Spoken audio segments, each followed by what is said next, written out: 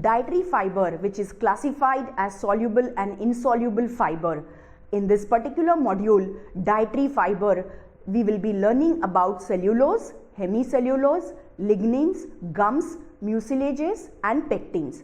Impact of dietary fiber on health is also determined by its physiochemical properties. Hence, we will also be learning about physiochemical properties of fibers like porosity, viscosity, solubility, to name few. We will also be learning about different sources of fiber and the absorption and binding of different ions. Let us now see each of the dietary fibers in brief. First, cellulose. It is a major cell wall component in the plants, an unbranched linear chain of several thousand glucose units right from beta-1,4-glycosidic linkages. Cellulose mechanical strength. It is resistant to biological degradation. It is low aqueous solubility and resistance to acid hydrolysis result from hydrogen bonding within microfibrils. Aspinall in 1970 studied that cellulose is insoluble in strong alkali and there is a portion of 10 to 15% of cellulose referred to as amorphous, that is more readily acid hydrolyzed. Cellulose are not digested to any extent by the enzymes of human gastrointestinal system. Second is hemicellulose. These are cell wall polysaccharides solubilized by aqueous alkali after the removal of water soluble and pectic polysaccharides. They contain backbone of glucose units with beta-1,4-glycosidic linkages but differ from cellulose in that they are smaller in size, contain variety of sugar and usually branched. They contain mostly xylose and semi-galactose, mannose, arabinose and other sugars. Lignins. It is not a polysaccharide but a complex random polymer containing about 40 oxygenated phenylpropane, including coniferyl and alcohols that are undergone a complex dehydrogenative polymerization. Lignins vary in their molecular weight and methoxyl content due to strong intramolecular bonding which includes carbon-to-carbon linkages. Lignin is very inert. Lignins demonstrate a greater resistance than any other naturally occurring polymer. Let us now understand pectin. Pectic substances are a complex group of polysaccharides in which D-galactronic acid is principal constituent. They are structural components of cell wall and also act as intercellular cementing substance.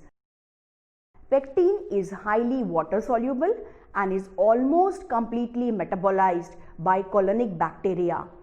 Due to their gelling behavior, the soluble polysaccharide may decrease the rate of gastric emptying and influence small intestine transit time.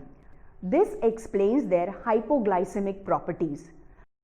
Let us now learn about gums and mucilages. These are the type of plant fibers that are not cell wall components but are formed in specialized secretory plant cells. They are reported to be highly branched polysaccharides that are formed gel, bind water and other organic material. Guar gum is isolated from the seeds of guar. Partially enzymatic hydrolysis result in the product that can be used as a soluble dietary fiber. The physiological effect of this fiber source comply with the water which might be expected from the soluble fiber. Gum arabic is excluded from Acacia trees. Since we have seen the classification and the properties of all the soluble and insoluble fiber, let us now understand the physiochemical properties of dietary fiber in general. Dietary fiber is a complex mixture of polysaccharides with many different functions and activity. It passes through the gastrointestinal tract. Many of these functions and activities depends on their physiochemical properties, which are now described. First is particle size and bulk volume. The particle size plays an important role in controlling number of events occurring in digestive tract, that is transit time, fermentation and fecal excretion. The range of particle size depends on type of cell wall present in food and their degree of processing. Particle size of fibers may vary during transit in digestive tract as a result of chewing, grinding and bacterial degradation in large intestine. Beyond 550 millimicrons, the hydration properties were found to decrease with decrease in particle size during grinding. The fat absorption capacity was also reported to increase with decrease in particle size. Let us now understand the surface area characteristics. Porosity and available surface can influence the fermentation of dietary fiber, while regiochemistry of the surface layer may play a role in some physiochemical properties. The porosity and the surface available for the bacteria or molecular probes such as enzyme will depend on architecture of the fibers, which is related to its origin and processing history. The third property is hydration properties. The hydration properties partially determines the fate of dietary fiber in digestive tract and account for some of their physiological effect. Swelling and water retention capacity provide a general view of fiber hydration and will provide information useful for fiber supplemented food. Process such as grinding, drying, heating and extrusion, cooking are the examples which modifies the physical property of the fiber matrix and also affect the hydration properties. The environmental conditions such as temperature, pH, ionic strength, dielectric, constant of the surrounding solution and the nature of ions can influence the hydration characteristics of fiber containing polyelectrolytes. Let us now understand the solubility and viscosity. Solubility has a profound effect on fiber functionality. It is also well established that soluble viscous polysaccharides can impede the digestion and absorption of nutrients from the gut. If polysaccharide structure is such that molecules fit together in crystalline array, the polymer is likely to be energetically more stable in the solid state than in the solution. More branching, presence of ionic group and the potential interunit positional bonding with mixed increase the solubility. The viscosity of the fluid can roughly described as it is a resistance to the flow. Generally, as a molecular weight, the chain length of the fiber increases. The viscosity of the fiber in the solution increases. However, the concentration of the fiber in the solution is also affected.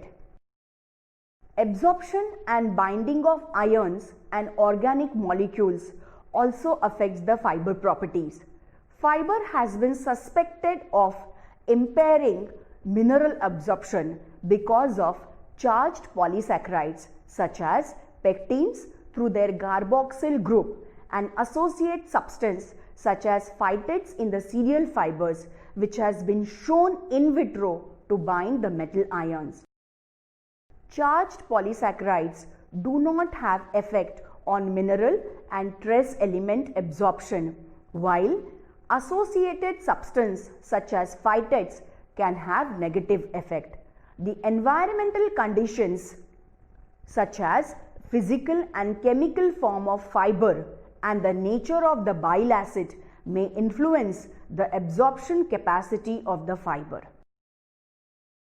Let us now see The sources of dietary fiber. The dietary fiber is naturally present in cereals, vegetable, fruits and nuts. The amount and composition of fiber range from food to food. It is suggested that healthy adult should consume between 20 to 35 grams of dietary fiber each day. Different non-starchy food provide up to 20 to 35 grams of fiber per 100 gram dry weight, and other containing starch provides approximately 10 grams per 100 grams of dry weight, and content of fiber of fruits and vegetable differs from 1.5 to 2.5 gram per 100 gram of dry weight. The fiber content of commonly found Indian foods are presented in the table, which is mostly seen. The common highest containing fibers are barley, corn, oats, rice, then even wheat germ, legumes, green beans, peas, kidney beans, different types of lentils, bitter gourd, fenugreek, lady's finger, tomatoes, eggplant, cucumber, cauliflower, different types of fruits like unpeeled apple, pineapple, pomegranate, strawberries, peach, and nuts like almond contains high amount of fiber. Coconut raw does contain good amount of fiber. Peanut contain good amount of fiber, and the flax seeds, which contains approximately 22.3 grams of fiber per 100 grams. Let us now understand the effect of processing on dietary fiber content of food. The physiochemical properties of fiber can be influenced by diverse treatments like chemical, enzymatic, mechanical, thermal. Thermomechanical to process their functionality.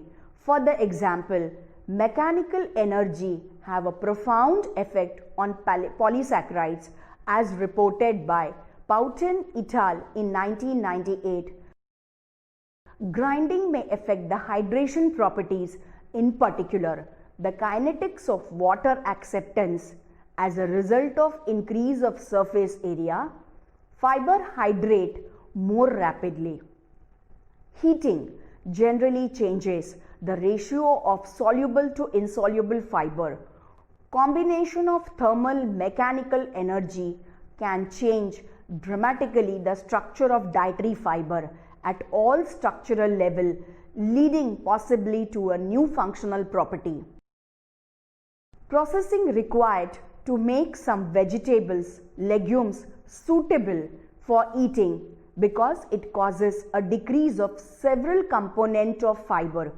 For the example, during cooking of lentils, previously dipped, the quantity of fiber diminished fundamentally to a greater decrease in hemicellulose, as suggested by Tazzana et al. In 2002, and further their study stated that modification that happens during the thermal processing, the kidney beans that are reported solubilization of polysaccharides resulted in decrease of total fiber content and mainly due to loss of soluble fiber.